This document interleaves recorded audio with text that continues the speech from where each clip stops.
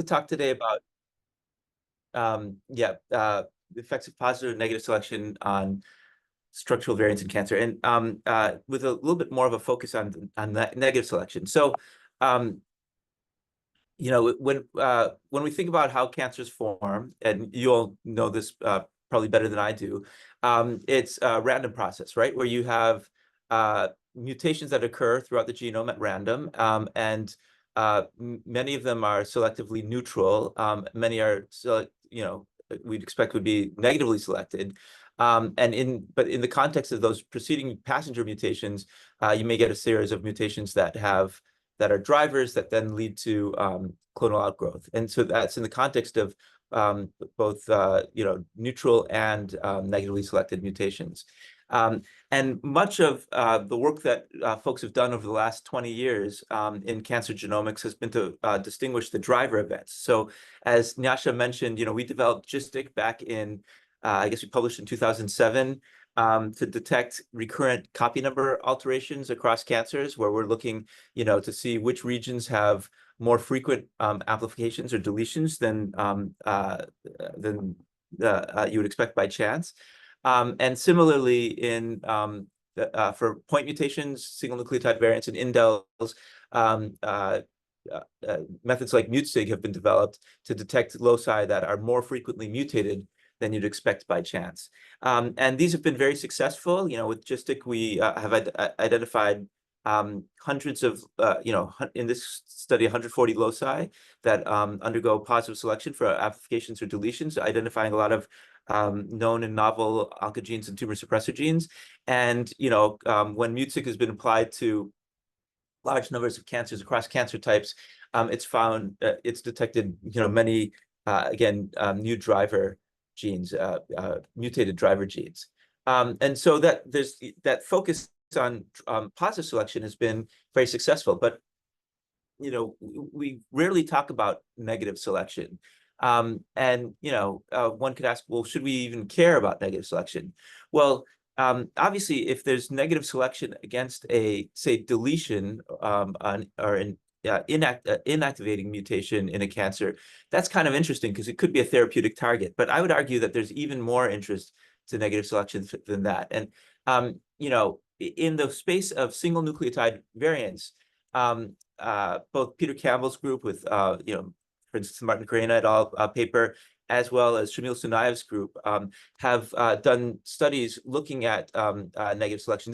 These figures are from Martin Carena et al., and where they measured negative selection by the fraction of somatic mutations in a gene that are non-synonymous over synonymous.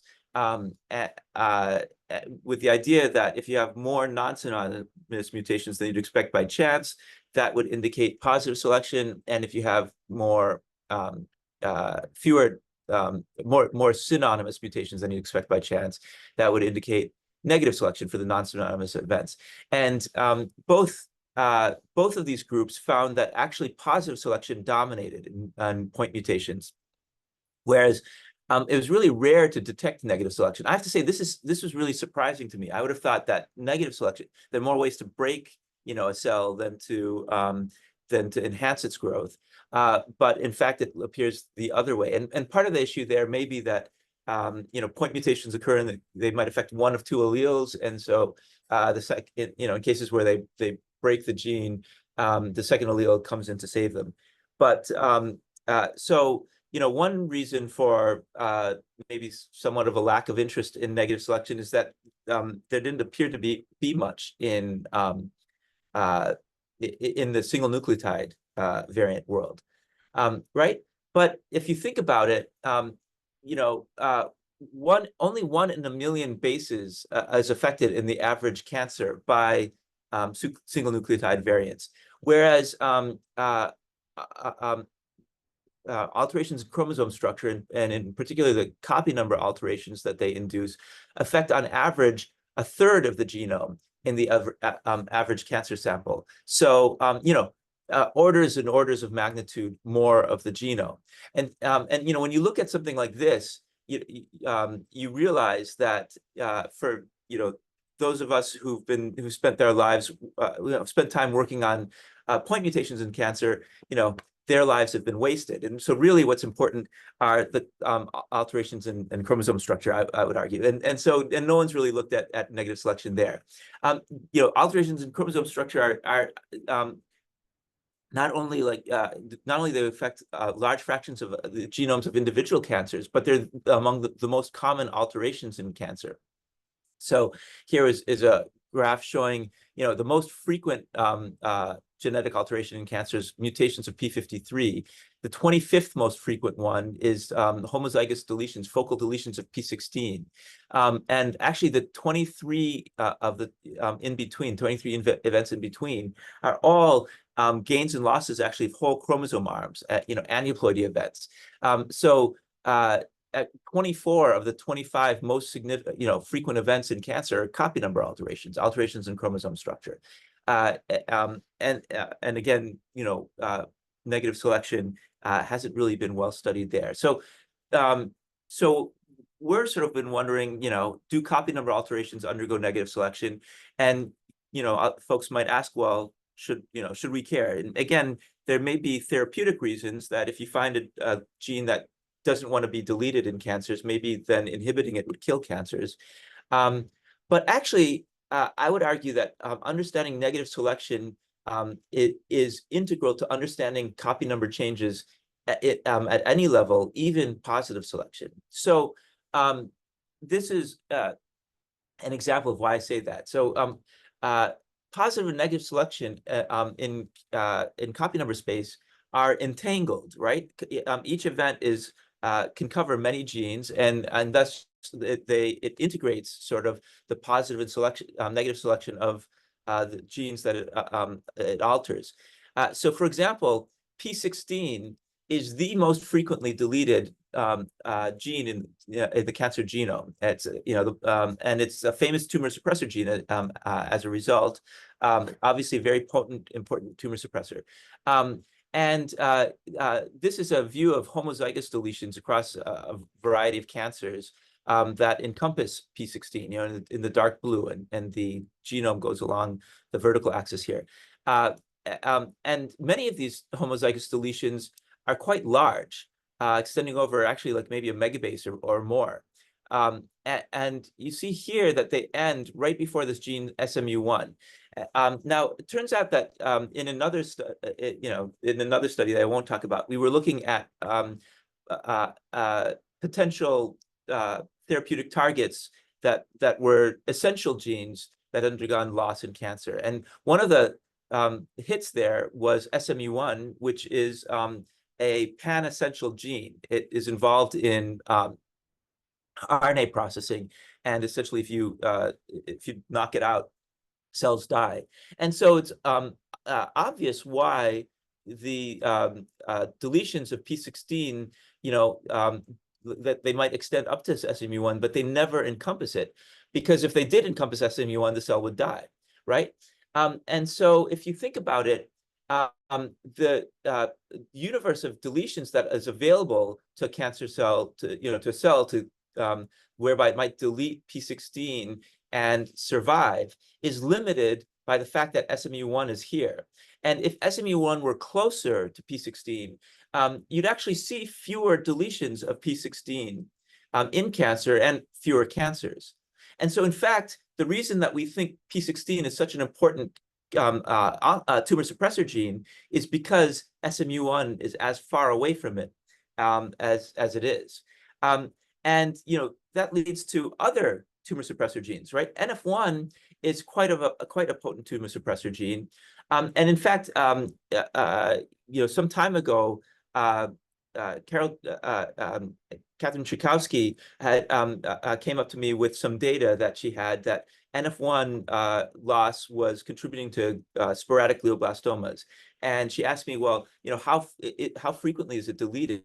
Because if it's deleted, that might support our case that it's a tumor suppressor gene. And I looked at it, and it was deleted, but infrequently, as you can see here, like just scattered deletions, very rarely homozygosly deleted in glioblastoma. And in fact, our GISTIC algorithm found that it was not significantly deleted. And so I, reported back to her that, there are occasional deletions of NF1, but it's not statistically significant. And she heard the occasional deletions part. She said, great, that supports my case. I'm going to use it in the paper. And, I thought, fine, but I didn't really believe it, right? And so, of course, she was right and I was wrong. NF1 is a potent tumor suppressor gene that does contribute to glioblastoma growth, and it frequently mutated as well as occasionally deleted. And the reason that we were not detecting the frequent deletions of NF1 is that there are two essential genes that are really close by. UTP6 is about half a megabase away on towards the centromere, and PSMD11, or sorry, towards the telomere, and PSMD11 is an essential proteasome component that's about a megabase away towards the centromere. And so it's impossible, it's really hard to delete NF1 with a deletion that doesn't also encompass one of these other genes, right? So although NF1 is a potent tumor suppressor gene, it's rarely deleted. In fact, you could go further, that when we look at the most significantly deleted genes in cancer, right, the most recurrent deletions, well, P16 comes up at the top of the list. RB is, number 7. There are a bunch of fragile sites as well. P53 is down at number 35, right? And, everyone knows that P53 is like the most important gene in cancer. So why is it coming in at 35? One reason is that it's, so clearly it's infrequently homozygosly deleted. And one reason for that is that I think point mutations can cause neomorphs of P53, such as, dominant negative versions and other sorts of neomorphs. But another reason is that P53 is really close to two really essential genes. So RNA polymerase 2 and aurora kinase B, right? And so they're 170 kb and 500 kb away from P53 respectively. And when you look at DepMap data to see how essential these genes are, RNAi studies find that RNA Pol2 kills almost all cells. The CRISPR studies, it didn't even come up, I think, because the cells didn't survive long enough to make it to be assayed. Aurora kinase B as well. You have a massive deletion, massive loss of cells when you CRISPR it out. So, very essential genes. And so, deletions of P53 are very hard to generate then without killing the cell. And I wonder whether this was done on purpose to some extent, evolutionarily, to sort of lower the rate of cancer. I think that actually understanding negative selection is crucial in understanding copy number alterations, not only to understand what's negatively selected, but even to understand what is positively selected. And so to detect negative selection, you want to look at things like the P16 case, where it's not where the genes that bound alterations of P16, so that where the deletions do not extend into, those are being negatively selected, right? So it's the boundaries of common events that often could indicate negative selection. So what determines the boundaries of copy number alterations? Well, with their interstitial occurring within a chromosome arm, then they have to have two ends that sort of tie in somewhere else in the genome, right? So for example, here, this is from whole genome sequencing data, where we have copy number on the vertical axis, with the genome on the horizontal axis, and the coverage data is showing these black dots. It is centered around round 2, and then it drops to round 1, and then it goes back up to round 2. So there was a deletion right? And if you think about it, well, if this locus was deleted, then it leaves these two hanging ends, and they have to connect somewhere, right? And so in this case, they connected directly to each other, as shown by this rearrangement that we detected this sample. In other cases, they might connect somewhere else, but in all cases, there has to be a rearrangement that underlies each interstitial event. So really, the question is, what determines the boundaries of rearrangements? And this is a graph of those boundaries where, again, the genome is along, well, the horizontal axis here, but also along each of these diagonal axes, right? So, this is chromosome 1, chromosome 1, and this is chromosome X out here. And each dot indicates a connection between those two loci in the genome, right? So that indicates the sort of the boundaries of these rearrangements. And what you see here is that the highest density of rearrangements is down here at the X equals Y axis, kind of, right? So the most frequent rearrangements are the shortest ones. And that really mirrors high C data, right? So rearrangement densities in cancer are determined largely by the distance between the breakpoints in 3 dimensions, as indicated by high C data. And that, that 3-dimensional structure of DNA predicts rearrangement the connections between rearrangement breakpoints 2,600 times better than any other factor.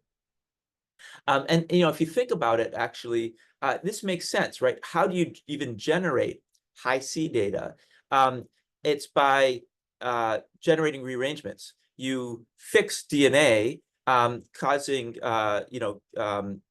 sort of connections, fusions between DNA fragments that are sort of near each other in 3-dimensional space, and then you sequence those connected fragments, and then you sort of fill those in your high C plot. So essentially, you're generating these rearrangements in your lab, and tumors are doing that sort of through their evolution. And so it seems very clear why this would happen. And so the result of that is that the length distribution of copy number alterations sort of mimics the likelihood of interactions between 2 different loci. So, which is essentially 1 over the distance between them. So the likelihood that 2 loci interact in 3-dimensional space goes as 1 over the distance between them, and the likelihood that you get a copy number alteration that's interstitial within a chromosome arm decreases with the length of the copy number alteration by 1 over its length, with exceptions of events that affect whole chromosome arms or whole chromosomes, shown here and here. So we can use this kind of information then to ask what would we expect where we'd expect copy number alterations to start and end, or at least where we'd expect them to end given where they've started, and use that to detect loci that are excluded by those copy number alterations, right?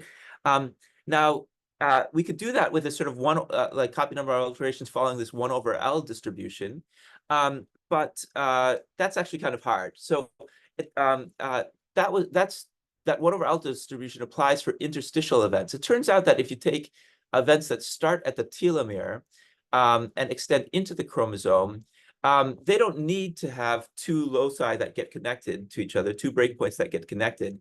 There you can just have 1 break and then have DNA float off somewhere. And so their length distribution is actually more uniform, closer to uniform. And so because they're more uniform, and this is true for centromeric events as well, events that start at the centromere, because they're uniform, they're easier to handle in terms of understanding where you'd expect them to start and end, and then therefore what they encompass. And so we used this kind of these events to sort of search the genome, and we published on this last year. So I'll go through this kind of quickly, which is we published this method BISCUIT that detects the effects of positive and negative selection from these telomeric and centromeric events. So again, the logic here is that if you have an event that starts at the telomere, we expect it to end within the chromosome arm with equal likelihood anywhere, right? And so if you take the cumulative distribution of these events, that's sort of a 45-degree angle line where no events end by the time they hit the telomere because they don't exist then, right? And all of the events that started at the telomere ended by the time, and that extended into the chromosome arm, ended by the time they hit the centromere, because we're including only those events, and then it goes up sort of as a straight line in between those, right? And so if you see a chromosome arm where telomeric events look like this, then you have no evidence that there's any positive or negative selection going on, and we have examples of that. But there are, if you see very few short events, and then once they like pass this locus, their frequency increases, right? That's or they look at like an elbow on this kind of cumulative distribution. Well, that indicates that the cancer kind of wants to have events that include this locus, right? So this is likely a positively selected driver locus. Again, not just by looking at sort of the boundaries of these events rather than sort of where they pile up. And likewise, if you see a lot of, I should say that an example here is 9p, where you see very few short events, and then once they pass this point, they jump in frequency, and this is where p16 is. But you can also see that for negative selection, where if you see a lot of short events, and once you pass this point, they drop off in frequency. That indicates that cancers that have longer events really don't survive as well, right? And so they don't want to include this locus here. So that indicates negative selection for inclusion of this event. And an example of that is 8q, where short deletions are quite frequent, but once they pass this locus, they drop off in frequency. They're almost never seen, so indicating that there's a gene here that they don't want to lose, and that locus is where MIC lies, c-MIC, which makes sense. And then there you can see other sorts of patterns if you have combinations of positively selected drivers or negatively selected drivers, or both of them sort of going back and forth. So we developed a method to use this kind of information to identify both positively and negatively selected loci in the cancer genome. And these are the results across the TCGA that we find on the left side here: positive selection for deletions on the far left across the genome on the vertical axis. The significance of these things is shown on the horizontal axis. Positive selection for amplifications. But then we also do see actually quite a lot of negative selection. Negative selection for deletions shown here, which indicates maybe essential genes, which raises the question, could they be therapeutic targets? And negative selection against amplifications here on the right, which presumably suggests toxic genes, right? And interestingly, in contrast to point mutations, in copy number space, negative selection actually contributed more peak regions than positive selection did. We saw more events under negative selection than positive selection. And somewhat more of them were against deletions than amplifications, which kind of makes sense in that you don't want to delete. There are many genes that you don't want to delete. The BiSKIT was very effective at detecting known oncogenes, cosmic genes. And actually, I'm going to just jump through that because this is published. But as I said, many events were, we identified many events under negative selection. And, when we used the DN-DS ratio to validate our results, looking at point mutations of the same genes in these regions that we identified as being under positive selection in blue for deletions or negative selection in pink, we saw significant levels of enrichment of non-synonymous mutations in the positively selected regions for specifically truncating mutations that would inactivate these genes. And we saw a depletion of non-synonymous or inactivating mutations, truncating mutations, in genes that were in regions that we thought were under negative selection for deletion, supporting the calls that we had made, the results Biscuit had indicated. And we could use these data, our Biscuit analysis, to actually determine what was the amplitude of positive or negative selection, and affecting each chromosome arm. And it turns out that that sort of negative fitness score that we calculated based upon how many peaks, negative selection peaks, there were on a chromosome arm and how sort of sizable they were. That score correlated quite well with the frequency with which we saw both amplifications of these chromosome arms. So, like, more negative fitness for amplifications resulted in fewer amplifications. And the same was true for deletions, which I won't show here. So indicating that negative selection really is shaping cancer genomes, and I think quite strongly, right? So that's in the setting of sort of looking at telomeric and centromeric events, sort of large copy number alterations. We also saw this kind of thing come up when we did analysis of the pan-cancer analysis of all genomes cancers with the International Cancer Genome Consortium, where we were looking at 2,700 cancers that had undergone whole genome sequencing with 300,000 rearrangements. And we did a lot of different analyses of these data. But one thing we looked at was where are there recurrent rearrangements?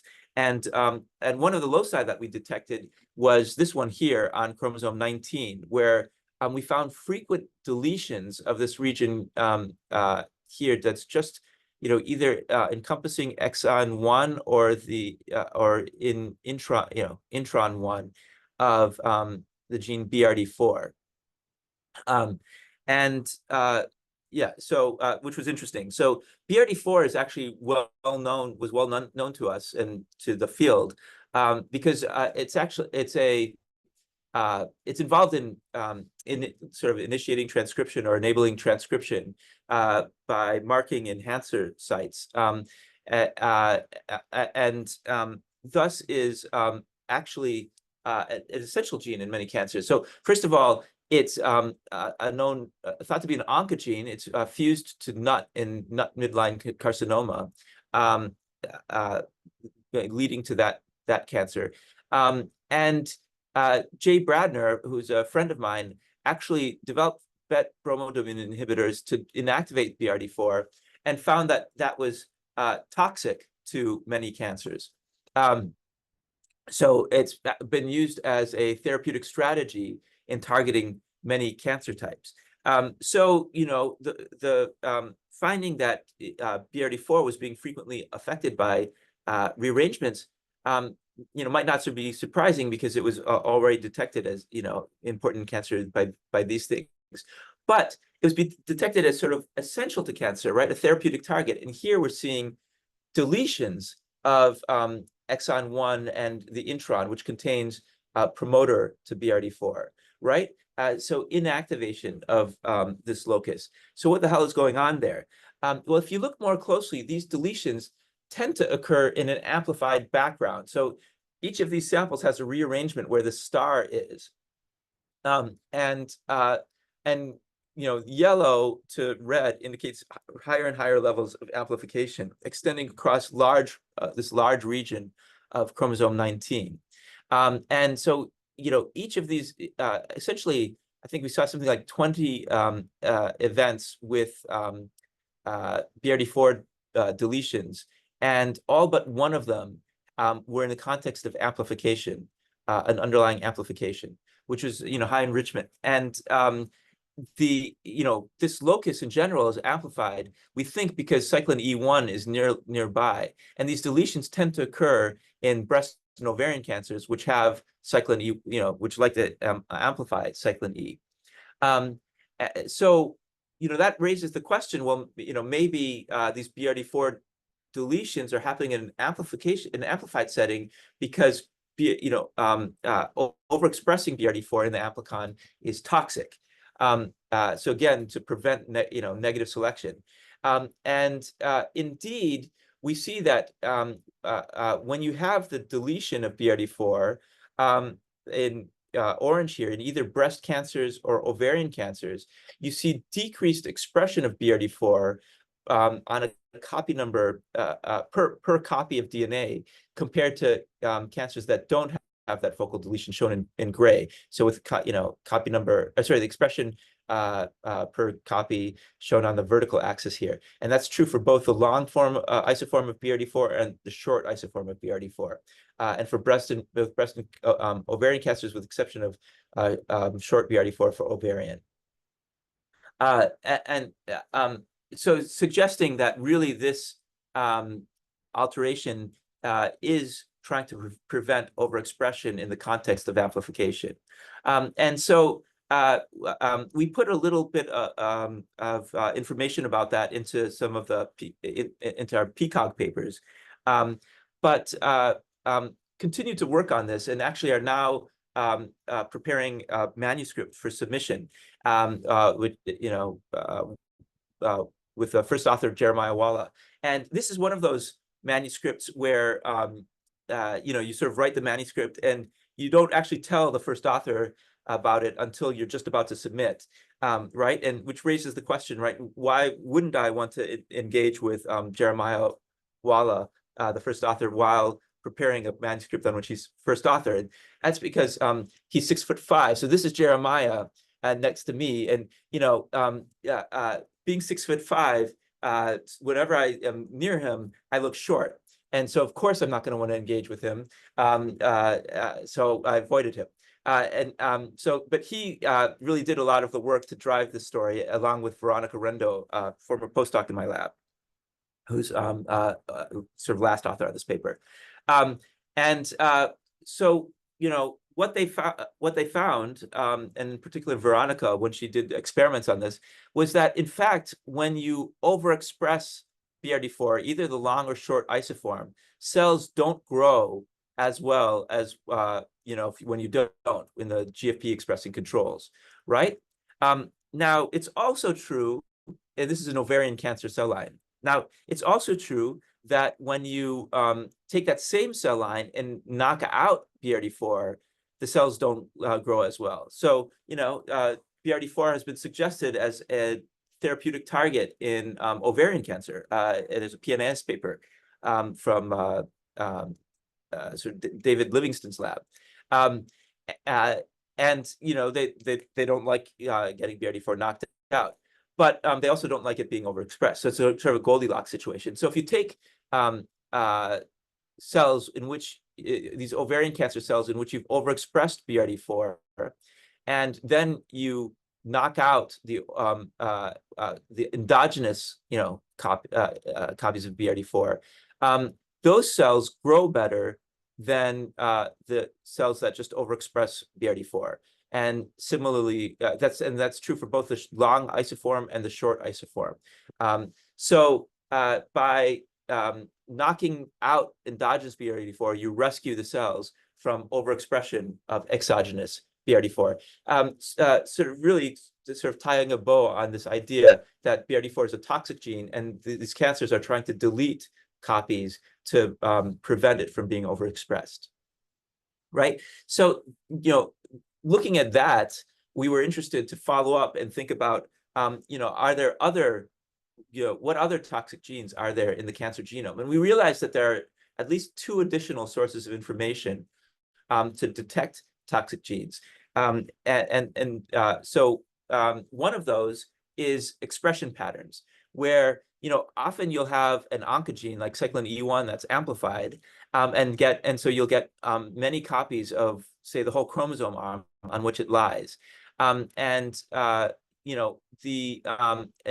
will lead to amplifications of not just the oncogene, but also many bystander genes. And the oncogene is amplified because it wants to be overexpressed, and so you see the expression of the oncogene increase as you get more and more copies. Some of these bystander genes really have no impact on growth, and so their copy expression also increases when you have increased copy number.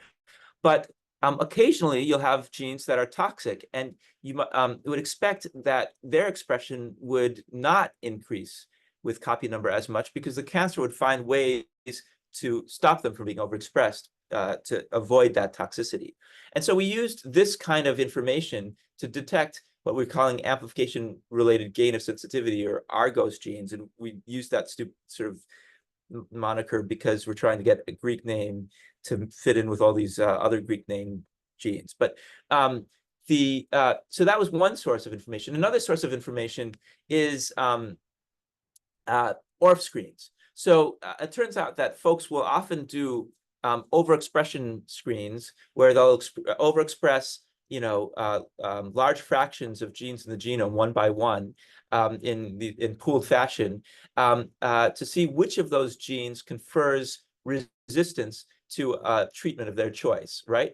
And so if they so they grow up the cells in the presence of treatment.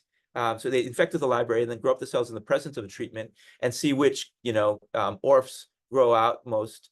And then they also grow up the cells in the absence of treatment, see which ORFs grow out most. And the ones that grow out a lot in the presence of treatment, but compared to the more in the presence of treatment compared to its absence, are resistance genes, right?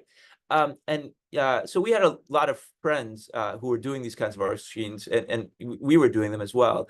And so we identified 17 of those kinds of modifier screens. And what's interesting is that those folks have done that complete ORF screens, of large fractions of the genome on cells that had not been treated with a compound, that were just treated with a vehicle as their control, right? And you could use those data to identify genes that, when overexpressed, lead cells to drop out of the ORF screen, thus being, indicating toxic genes.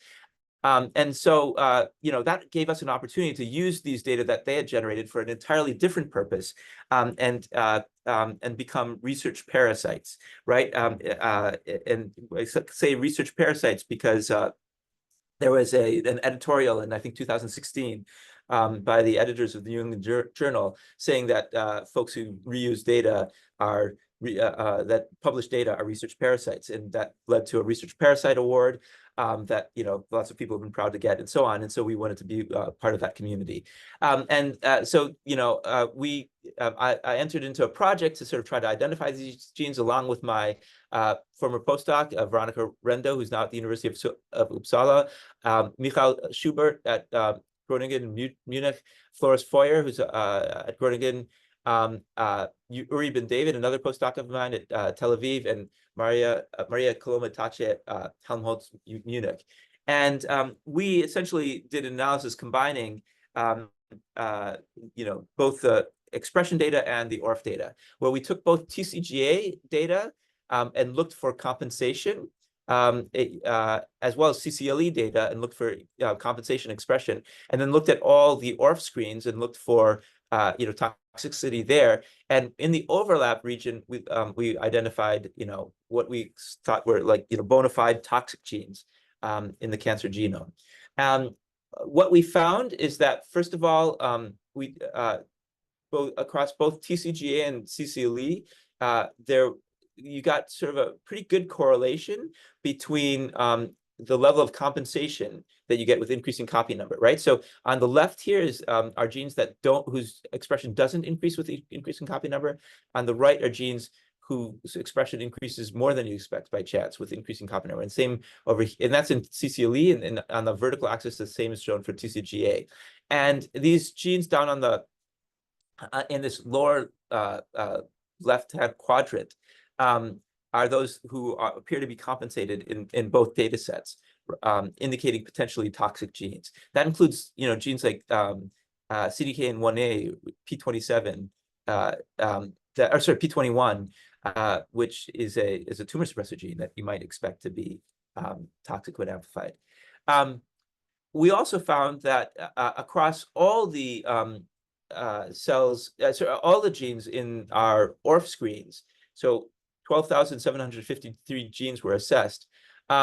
More of them seem to be detrimental to cells than to positive selection among those cells, which was interesting. So we've identified a lot of genes that appear to be toxic in the ORF screens. And so when we did the overlap between the genes that were appeared to be toxic in these ORF screens with the genes that were appeared toxic in the RNA expression data, we got a total of 589 genes of interest, 341 of which were pan-cancer, and then 248 of which seemed to be toxic in individual cancer types. And these genes sort of were often in complexes. These are examples of different complexes that they appeared in.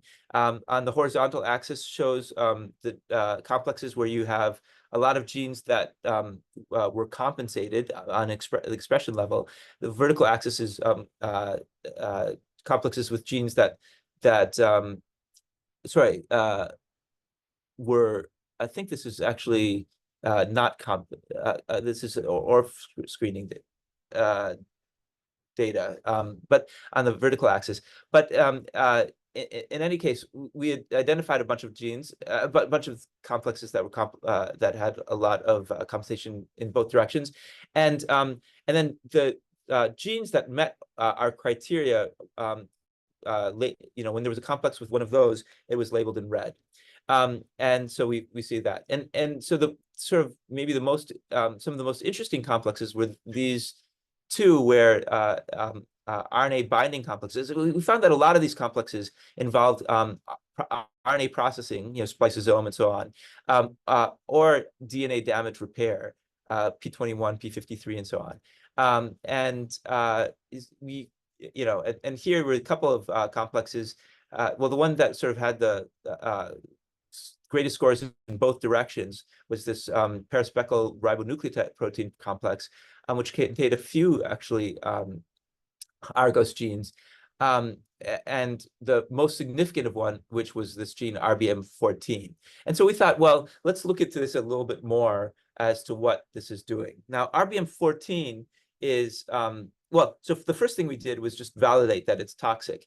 And in fact, when you overexpress the gene in several different lung and breast cancer lines, as you increase the overexpression, you get decreased growth of those lines. And in ZR75-1, when you get to high levels of increased overexpression, you really damage the growth of that line quite a bit. And other lines less so. So the level of toxicity is can be not that great, but it seems to be there nevertheless. This is a gene that's known to be involved in RNA processing, and so we wanted to look further as to why it's toxic. And the answer was that it doesn't seem to be RNA. That when we looked at splicing, for instance, there didn't seem to be any differences between the cells that overexpress RBM14 versus those that didn't. But what we did find is that cells that overexpressed RBM14 had different DNA damage repair consequences. So, for instance, well, actually, let me just jump to here. Here we have applied a reporter for NHEJ to cells in the context of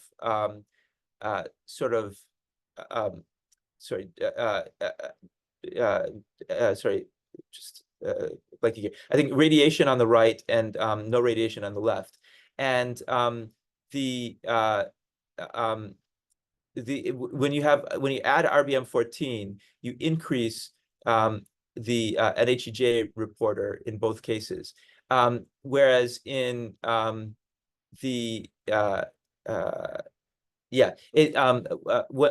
this HR reporter goes down when you have when you overexpress RBM14. So you're increasing NHEJ and decreasing decreasing HR activity. And NHEJ tends to be more error-prone than HR, and this is associated with this increase in NHEJ is associated with increased errors in mitosis. So when you overexpress RBM14, you have a greater fraction of mitotically abnormal cells in 4 different cell lines compared to luciferase expressing controls. And these are some examples of the types of errors that we see: metaphase bridges, micronuclei, and so on. So overall, we see a significant increase in mitotic defects when you have RBM14 on board. So suggesting a route to toxicity. And in fact, when we have in those cases where we see more mitotic defects, increased RBM14 expression, we also see increases in STING activity, and suggesting a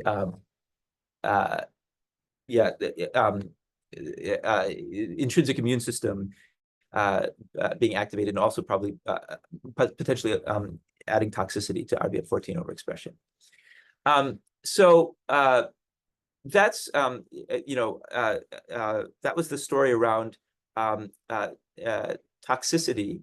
I did want to get back to rearrangements a little bit, because in the setting of